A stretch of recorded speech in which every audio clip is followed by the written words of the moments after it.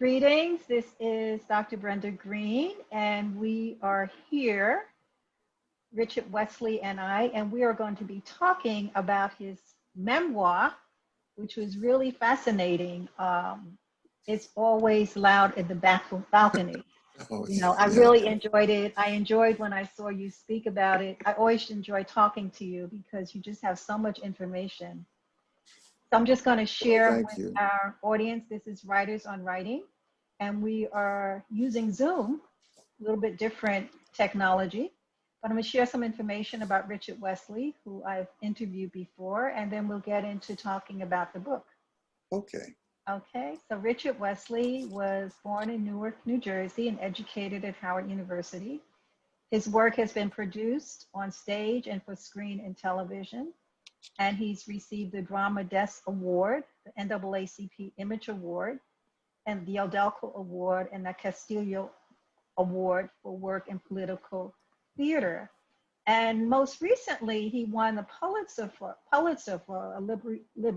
libretto, Anthony Davis Pulitzer's winning jazz-infused opera, The Yes. Central Park Five, which of course, as we know, is the story of the Black teenagers who were wrongfully accused and convicted in 1989. So I really commend you for that. Your first play in 1971, Black Terror, was presented at the New York Shakespeare Festival's Public Theater. The Mighty Gents premiered on Broadway in 1978. And you began writing screenplays in the 1970s. You produced a screenplay for Uptown Saturday Night in 1974, and then Let's Do It Again in 1975. And fast forward, and Native Son in 1986. You are the author, as I said, of It's Always Loud in the Balcony, A Life in Black Theater from Harlem to Hollywood and Back. And of course, you have other books. I have your Richard Wesley Anthology, which I enjoyed. And I can tell you enjoy writing as much I as do. you enjoy writing in all genres. I can see. So for screen, for plays, and your essays, which I found really interesting.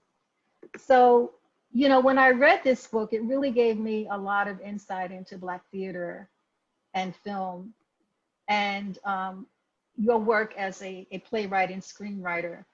And you ended the memoir with the words, "My memories are a great foundation to build on, and I reminded myself that it's okay to go there as long as I don't live there."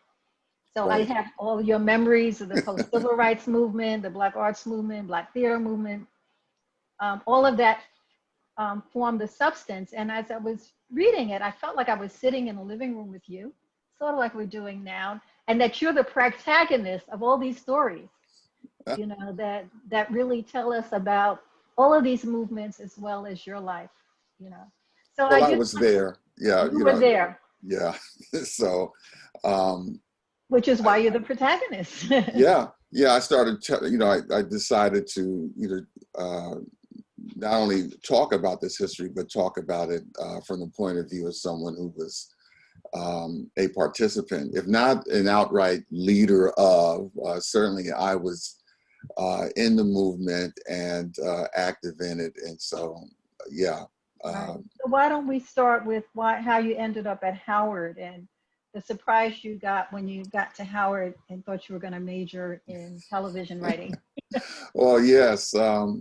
I wound up at Howard University because out of the 10 schools that I had, collected applications for and was about to return them, Howard was the only one that didn't charge an application fee. Each of the other schools, and they were all like major, predominantly white institutions, each one wanted like $10 with the return of the application. Howard didn't charge. Right. So I knew my family just didn't have the money to send back all those applications and everything. My dad was only making $125 a week Amazing. at that time. Right. And I had over $100 worth of applications in front of me. So I sent back the one for Howard. And you know, I had family in Washington, and one of my aunts, in fact, my mother's older sister, had graduated from Howard. So it was an institution that I knew about, you know, from family stories and things, and I sent it there. I had wanted to be a writer for television. I was very much influenced by TV growing up, and everything I knew about drama, I had learned from watching television shows. And I think, I don't know if I mentioned it in the book or not, I may have. I think one of the, you know, I talk a lot about Rod Serling and the Yes, Twilight you Zone. do. I know that. And yes, that had a major influence on me.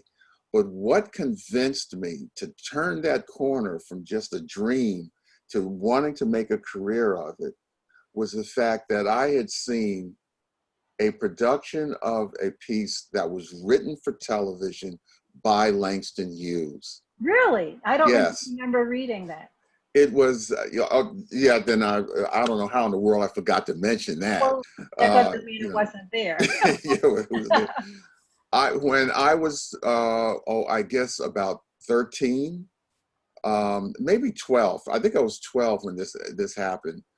There was a Channel 13 had just begun switching over to becoming like a public television. That Right. the The late PBS. 50s, yeah, the late 50s was right around the time public television was really beginning, and Channel 13 in Newark became the outlet.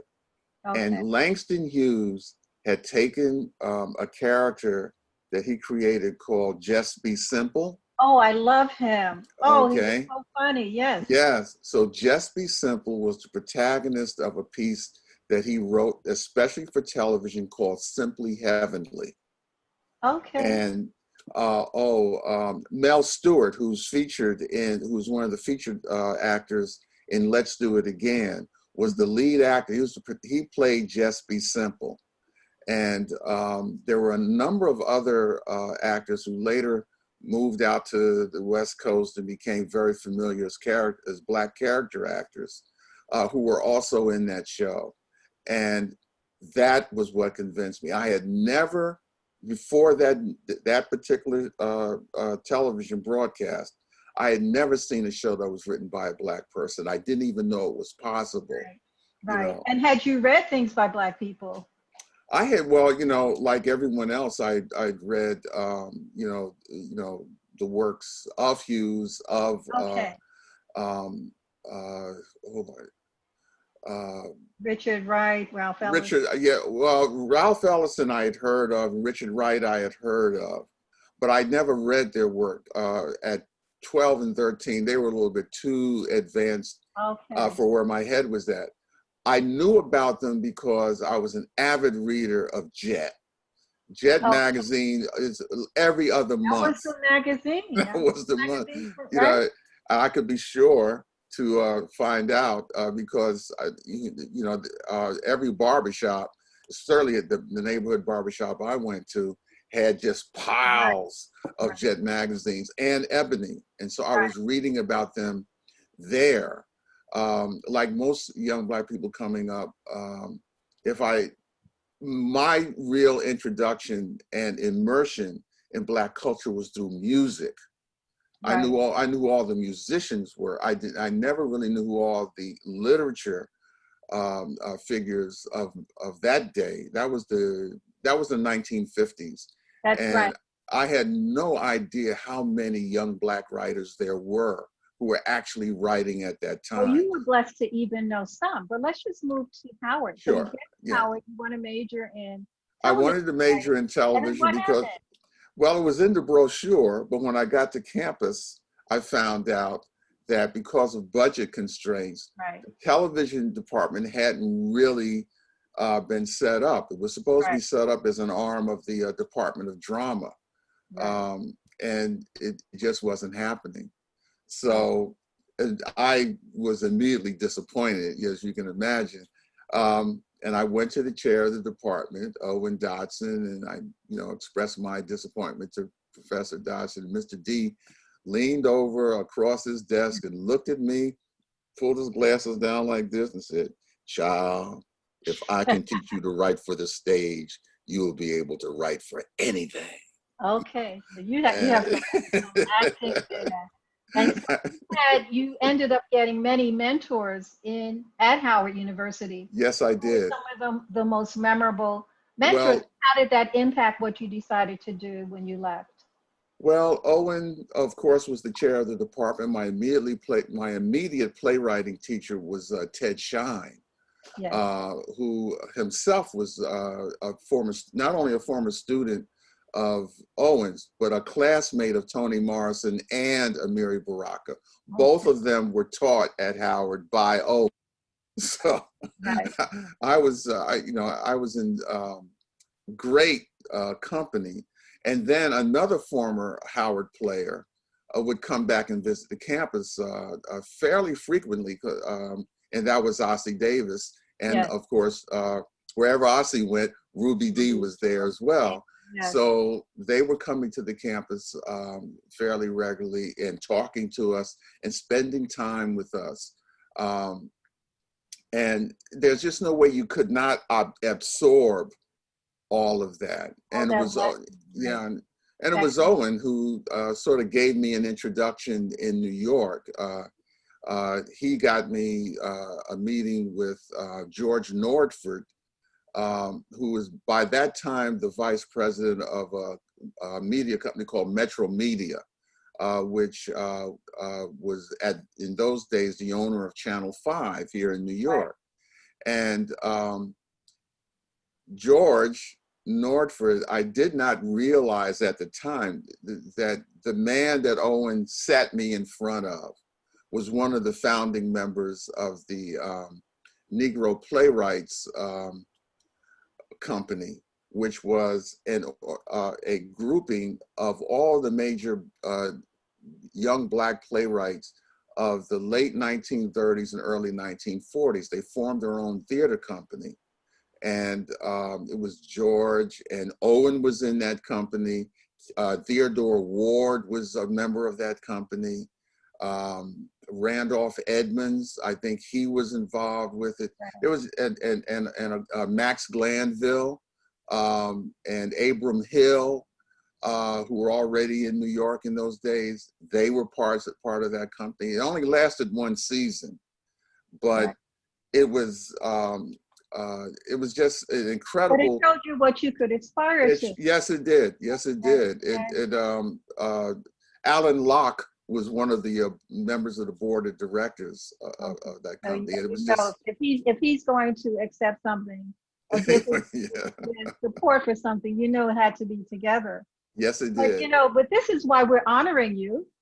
Just let our audience, we are honoring Richard Wesley at the National Black Writers Conference, the 15th National Black Writers Conference, which will be just held, a few weeks away. Yes, November the 11th through the 14th. November 11th, right. And we're really excited. You have such a rich history.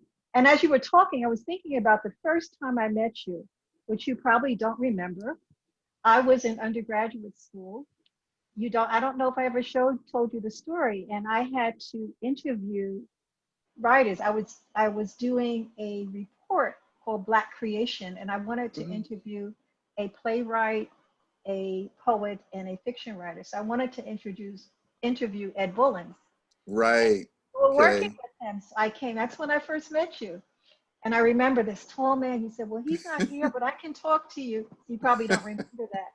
But little did I know, you would just become this really, really icon in the industry around playwriting and screenwriting.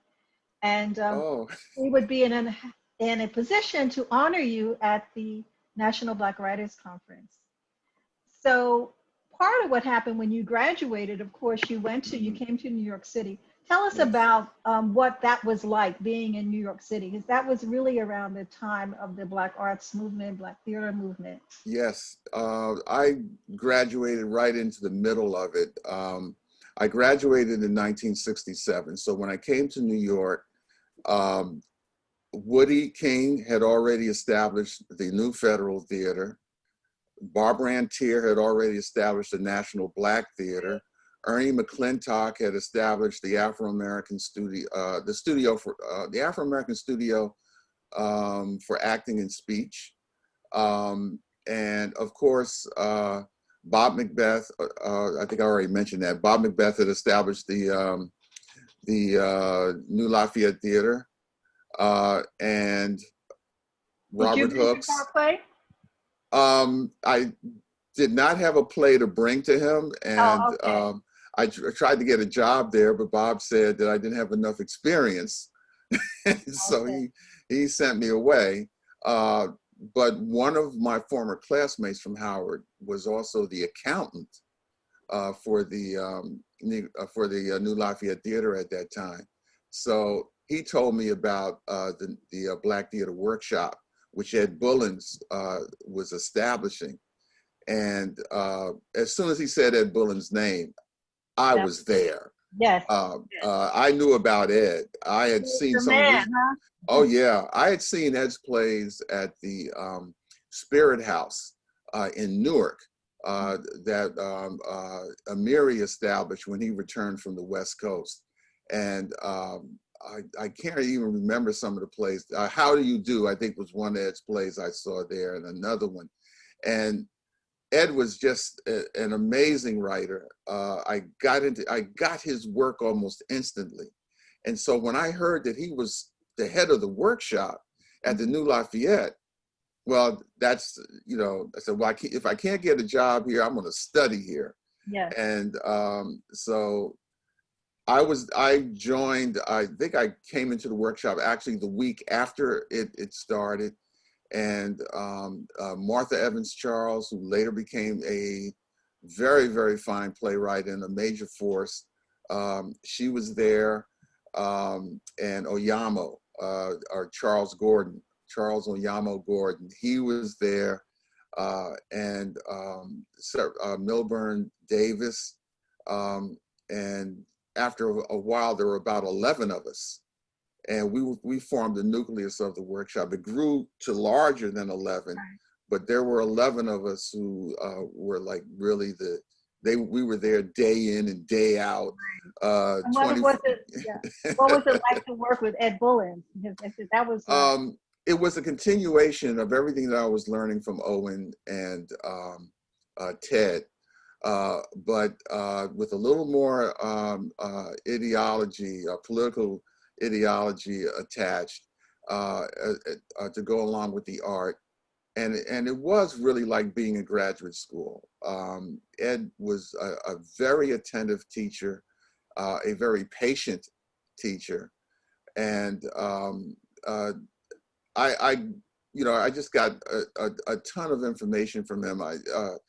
I learned from him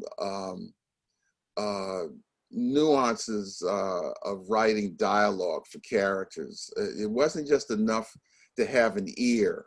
You had to be willing to give your whole self over to these characters, how to put yourself in their shoes and see the world through their eyes, and be willing to open yourself up always to new possibilities in terms of how you were going to create your characters, how you were going to develop your plot, and not to keep yourself closed off, but as a writer, to be that antenna. And in order to be an antenna, you have to be vulnerable, and you have to be out in the spaces.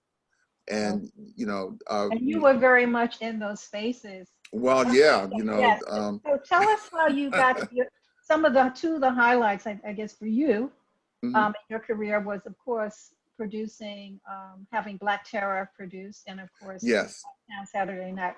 Why don't you share how that happened? Well, with Black Terror, it was a play that I wrote inside the Black Theater Workshop.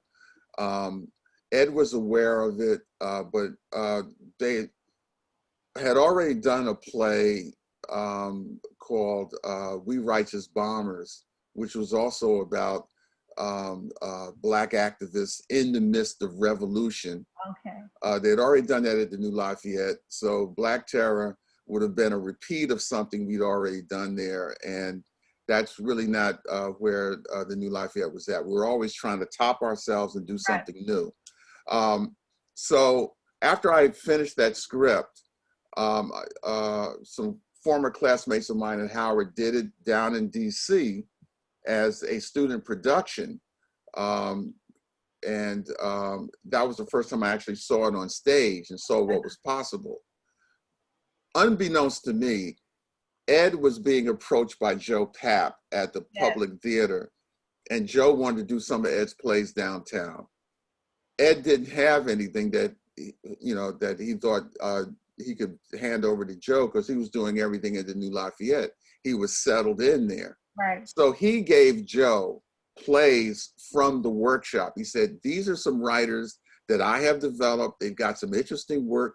Why don't you read some of these plays and see if there's something here that you might be interested in? Joe came across Black Terror, read it, liked it, said, this is the play I want to do. And everything took off from there. That's right. That was a real turning point. It's a real turning point. Yeah, I had not expected it. Getting into that whole downtown scene was something new for me.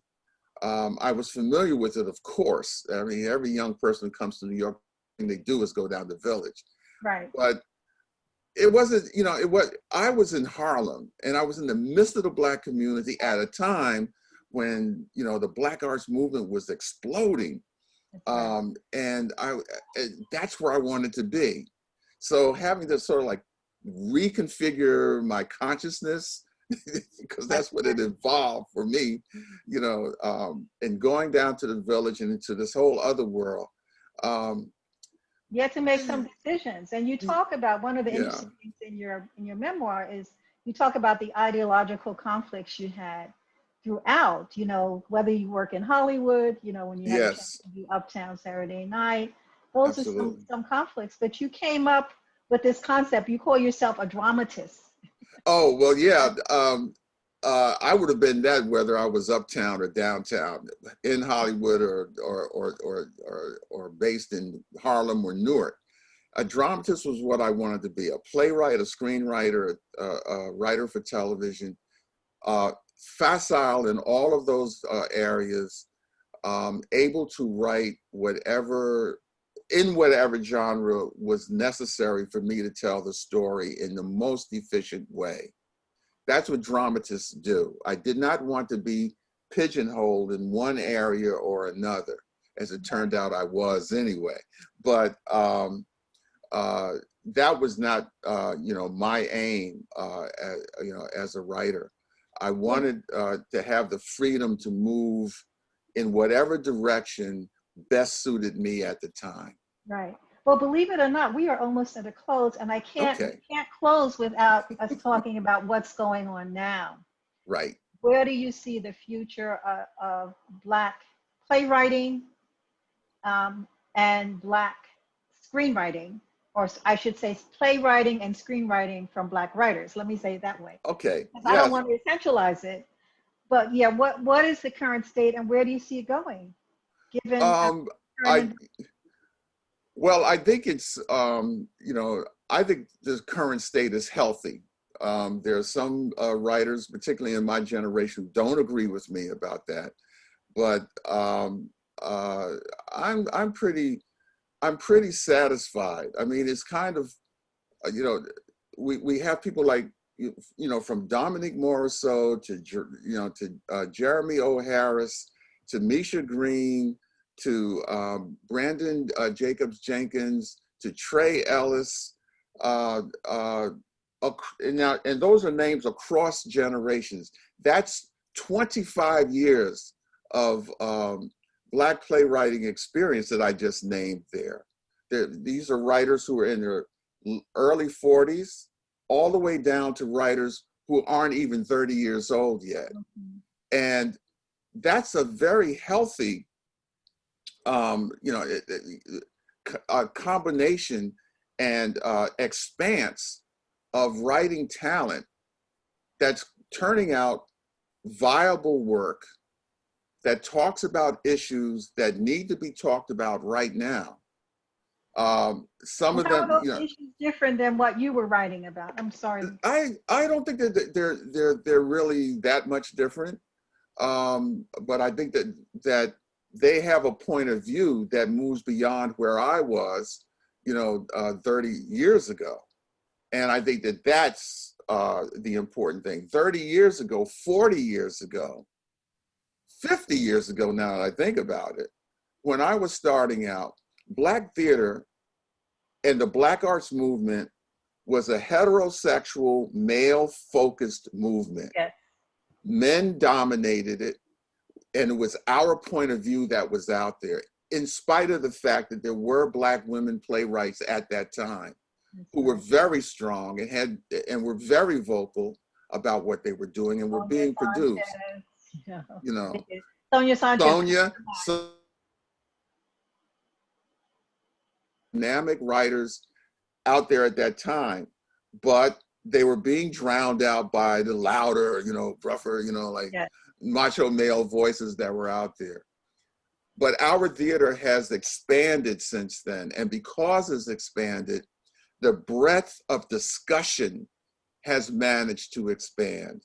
And the nature of that discussion, I think, has expanded. And that's a good thing. We're not as ideological as we were back then, because Black theater now has become establishment. Back in the day, we were revolutionaries. Okay. Now we're more established. We are a concrete part of the cultural discussion inside the Black community. So And inside the Black community, what happens when you go outside of the Black community? Yes. when we move outside the Black community, I think that some of these voices are still just as strong, and they are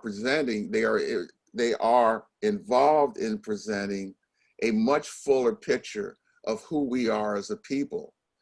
We are now talking about diversity and inclusion, which are, I think, in terms of semantics, that's just simply a push forward from back in the day when the discussion was about the nature of integration.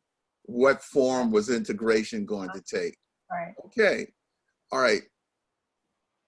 With that conversation and going on now in 2020, the voices, the opinions, the drive to define what that conversation is going to be is much broader than it was back in the day. And you see that is going to be continuing, that will continue? I think it's going to be continuing because there are more and more people who want to speak. And there are more and more people who are demanding to be heard. Yeah. And the talent is there. The Frank Silvera workshop is still alive, and it's developing, new playwrights every day. And there are other workshops around the country that are developing new writers. Right. And we have more ways, more broader, expanded venues for showing that. Yes. Just a final sentence or a final thought. We talked about Black theater. Any thoughts on Black film? I think the same is true with Black film.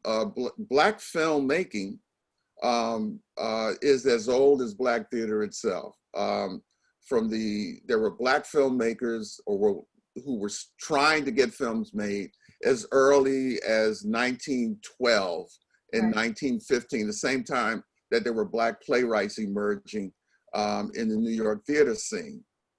And we have that as an ongoing thing even today. In fact, there are more young people who are trying to expand into film and television than there are trying to expand into the theater. I agree. But our best writers are coming out of the theater, moving into film. So there's always going to be a role for Black theater. That's right. Always. And also, and there are many who will do as you do. They move back and forth. Back and forth, absolutely. Staying in one genre. So it's been wonderful speaking with you. We've been talking with Richard Wesley, who is a playwright, screenwriter, dramatist, I should say, essayist, writes in all genres. We will be honoring him at the 15th National Black Writers Conference, Please register for the conference. Go to centerforblackLiterature.org. And we will have 4 days of talking with writers from different genres, and we're going to have an exciting time. It'll be virtual, and looking forward to hearing more from Wesley. Yes. Yeah, no, I'm just saying I'm looking forward to seeing everybody there in November.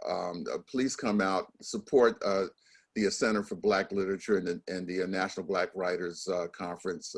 It is an ongoing institution itself already, I think 40 years. Yeah, the national, it's first started in 1986. Oh, And, okay, almost 40, since yeah. the Center for Black Literature was founded, we've been holding it since 2003, at least a 1-day or 4-day conference. So yeah, so that in itself, is a reason for everyone. Please come out, please support what CBL is doing. As an institution, it's been in Brooklyn for so long enough for an entire generation of young people to have grown from infancy to adulthood, attending the events that have been held by the Center for Black Literature. And almost every major Black writer in the country across the last 35 years, one way or another, has been involved with the Center for Black Literature. Well, with the National Black Writers Conference. And the National Black Writers Conference, yes. Okay, So come on out. Yes, come on out. And this has been Dr. Brenda Greene, Director of the National Black Writers Conference, founder and Executive Director of the Center for Black Literature, writers at mec.cuny.edu, and come back next week. Thank you so much for listening.